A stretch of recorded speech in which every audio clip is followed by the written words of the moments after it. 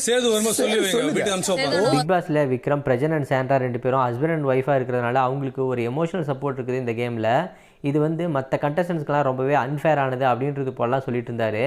இந்த நிலையில் பிரஜன் வந்துட்டு இந்த வீட்டில் நாங்கள் ஹஸ்பண்ட் ஒய்ஃபாக 2 பேரும் வந்திருந்தாலும் நாங்கள் 2 பேருமே இண்டிவிஜுவல் பிளேயர் தான், எங்களை யாரும் ஹஸ்பண்ட் அண்ட் ஒய்ஃபாக வந்திருக்கீங்க அப்படின்னு சொல்லிட்டு சொல்லக்கூடாது. விக்ரம், நான் வந்துட்டு உங்களை வார்ன் பண்ணுறேன், நீங்களும் வந்துட்டு ஹஸ்பண்ட் அண்ட் ஒய்ஃபாக வரணும் அப்படின்னு நினச்சிங்கன்னா நான் வேணா பிக் பாஸ் கிட்டே ரெக்வஸ்ட் பண்ணிக்கிறேன். அவர் 4 நிமிஷம் டோரை ஓப்பன் பண்ணி வைப்பார், வேணா வீட்டுக்கு போயிட்டு நீங்களும் உங்களோட ஒய்ஃபை கூப்பிட்டு வந்து விளையாடுங்க அப்படின்றது போல் பிரஜன் சொன்னார். அதுக்கு விக்ரம் இருந்துட்டு சரி நீங்கள் பிக் பாஸ் கிட்டே ரெக்வஸ்ட் பண்ணுங்கள், எனக்கும் வந்துட்டு உண்மையாலுமே என்னோடய ஒய்ஃபை பார்க்கணும், அவங்கள கூப்பிட்டு வரணும்னு எனக்கு ஆசையாக இருக்குது, டோர் ஓப்பன் பண்ணிட்டு நான் போய் கூட்டிகிட்டு வரேன் அப்படின்றது போல் சொல்கிறார். உடனே பிரஜன் அந்த பெல்ட்டி அடிச்சிடுறாரு, உனக்கு வேணும்னா நீ போய் ரெக்வஸ்ட் பண்ணி கூட்டிகிட்டு வா அப்படின்றது போல். அதுக்கப்புறமா சாண்ட்ரா வந்து சேதண்ணா வருவார், அவர்கிட்ட சொல்லுங்கள் உங்களை அனுப்பிச்சி வைப்பாங்க அப்படின்றது போல் சாண்ட்ரா சொல்கிறாங்க.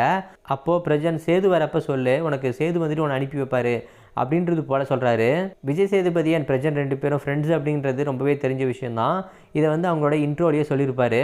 இந்த நிலையில் இவர் வந்துட்டு ஒரு ஹோஸ்ட்டுக்கு என்ன தான் இருந்தாலும் ஒரு ஷோவில் இருக்கிறாரு அப்படிங்கிறப்போ ஒரு மரியாதை கொடுக்காம அவரோட ஃப்ரெண்டாக இருந்தாலும் சேது அப்படி இப்படின்னு சொல்கிறதெல்லாம் வந்துட்டு இந்த ஷோவில் அவங்களுக்கு கொடுக்கப்பட்டிருக்கிற ஸ்பெஷல் ப்ரிவிலேஜை காட்டுது.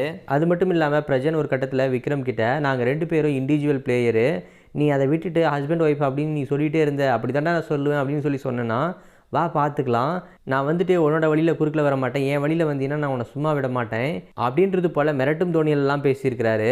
கலையரசன் எவிக்ட் ஆன வாரம் தான் வந்துட்டு வயல்கார்டு கண்டஸ்டன்ட்லாம் உள்ளே வந்திருப்பாங்க.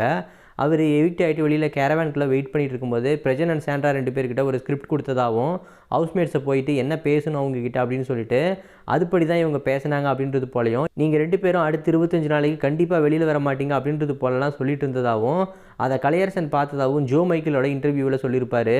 இந்த நிலையில் இவங்க வீட்டுக்குள்ளே நடந்துக்கிறத பார்க்குறப்பவும் இதை உறுதிப்படுத்துகிற விதமாக இவங்களை மட்டும் பிக் பாஸில் ஸ்பெஷலாக ட்ரீட் பண்ணுறாங்க அப்படிங்கிறது இதை பார்க்கும்போதே தெரியுது. இவங்களை ஸ்பெஷலாக ட்ரீட் பண்ணுறாங்க அப்படிங்கிறது இவங்க பிக் பாஸில் நடந்துக்கிறத வச்சே பார்க்க முடியுது. அப்படி தான் லாஸ்ட் வீக்கில் வந்து பிரஜனை நாமினேட் பண்ணும்போது நீங்களாம் மனசு வச்சா எதுவும் நடக்காதுரா அப்படின்றது போல் சொன்னார். இதிலிருந்து பார்க்கும்போது நீ 25 நாளைக்கு ஒன்றும் பண்ண முடியாது அப்படின்றத ஸ்ட்ராங்காக அதை உறுதிப்படுத்துகிற விதமாக சொல்கிற மாதிரி தான் இருக்குது. அது மட்டும் இல்லாமல் இப்போ ரீசெண்டாக ஷாபு 3ல போட்ட ஒரு வீடியோவில் பிரஜன் அண்ட் சாண்ட்ரா இவங்களை வந்து பிக் பாஸ்க்குள்ளே கொண்டாந்ததுக்கான காரணம் இவங்க 2 பேரும் இவங்களுடைய ட்வின் கிட்ட பிரிஞ்சு இப்போ பிக் பாஸ் வீட்டுக்குள்ளே இருந்துட்டு வராங்க. இவங்க ஃபேமிலி டாஸ்க் அப்போ அவங்க கிட்ஸ் வந்தாங்க அப்படின்னா ரொம்பவே எமோஷனல் ஆவாங்க, இது மூலிமா டிஆர்பி அதிகமாகும் அப்படின்ற காரணத்தினால தான் இவங்களை வந்து பிக் பாஸ்க்குள்ளே 2 பேரையும் ஹஸ்பண்ட் அண்ட் ஒய்ஃப் 2 பேரையும் கொண்டு வந்திருக்கிறதா சொல்லப்படுது.